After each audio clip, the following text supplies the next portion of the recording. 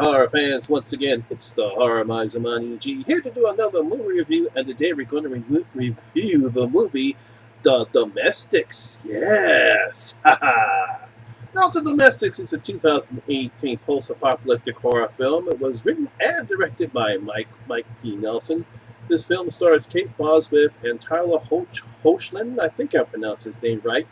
Now, the interesting part about these two actors and actresses is that they both actually have a part in being in a Superman movie.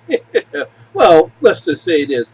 Kate Bosworth, she actually starred in Superman Returns, and Tyler Hoechlin, who's better known for playing in Teen Wolf on the MTV TV series, also plays Superman on Supergirl on the CW.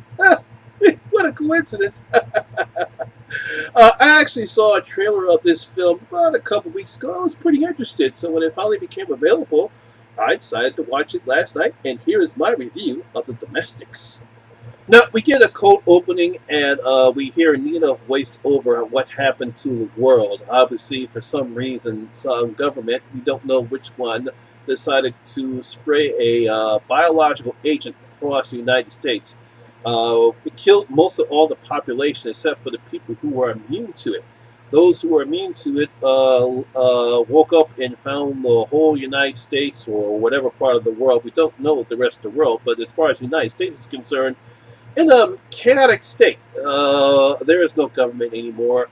Everything is lawless. They are now controlled by gangs. We got a whole bunch of gangs. We have the Sheets. We have the Nailers. We have the Gamblers. We have the Plowboys, and we have the Cherries. They're a female gang. And they basically carved out their own territory. And of course, we have the Domestics. The Domestics, they're just mainly keeping themselves. They don't get into anybody else. They stay where they are. And basically, Mike and Nina West decided to take a 5-hour trip from where they're located to Milwaukee because Nina has not been able to keep in contact with her parents, and they decided to take the 5-hour trek to her parents' house. And that's basically what this movie is. We see Mike and Nina traveling around the road, encountering each of these fraction gangs, and they try to stay alive until they get to their destination in Milwaukee. Now, I gotta give cinematographer Maxine Alexander credit. She's actually made this film look as gritty and barren as they are, because this was filmed if I got this correct, it was filmed somewhere around in the Milwaukee, Minnesota area, and the landscapes there. Everything was barren, gritty. I like the look of all the people. I like the design of all they have. The gangs. I like how the film is. It's filmed very well, so you got to give the cinematographer Maxine great. And like I said, the gangs look, all the gangs look pretty good too. They have a basic setup. You know, the sheets, where sheets, pillowcases or sheets on their heads. The nailers, they have this medieval stuff on their faces, and they have helmets, and they have nails on the helmets and nails in their weapons. So you really have to give them credit. I see the Plowboys. They have patches on their whatchamacallit of the shape of a plow, and they have plows that they use all over the place. The Gamblers, they wear animal heads on their whatchamacallit, and they also have a way to disguise to know what they are. They have patches of a deer's antlers on them. And of course, what they call gamblers is because they bet on almost everything that they can get their hands on. Or whatever people they capture, they actually will gamble to see whether or not they're going to kill the person or not. They also gamble if they capture the person, what they're going to do with them. If they capture any females, they will probably either sell them in the slavery or use them as a sex slave, because this is a very lawless land. And of course, the Cherries, there's some badass girls, because there's one particular Cherry in this film who gets captured by the Plowboys, and she basically does some real big damage throughout this movie. So I like all the designs and looks of all the gangs in this picture. Now, both Tyler and Kate Bosworth, they actually do a pretty good job in acting in this film.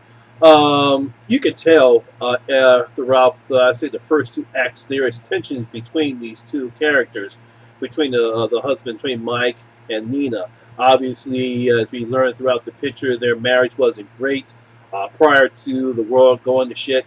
As a matter of fact, she even mentions to one person that they were heading toward a divorce. And you can see the tension throughout the whatchamacallit. The only reason why Mike is taking this trip is because he believes this is the best way to save their marriage. But, all she wants to do is to get to her family, get to her parents, and make sure they're okay. But I think she believes that this is the final trip that they're going to take, and after that, they're going to go their separate ways. But I like how they interact with each other throughout the film. I thought they did a pretty good job. And you can still tell, despite the tension, that they actually still do care for each other. So I like both what Tyler and Kate Bosworth do in this picture. Now, as I stated before, this world is a lawless world. There is no law in here. The characters are devious, and they will cut your throat in a minute, despite the fact we do get a character in the film played by a veteran character, Lance Reddick, and he plays Nathan Wood. He has a family that he allows Nina and Mike to come to, but you can also tell, if you know this picture, that he also might have ulterior motives in this picture. Hey, you can't even trust the kids in this world. They'll kill you too. Now, Mike P. Wilson, he's actually created a very interesting world here.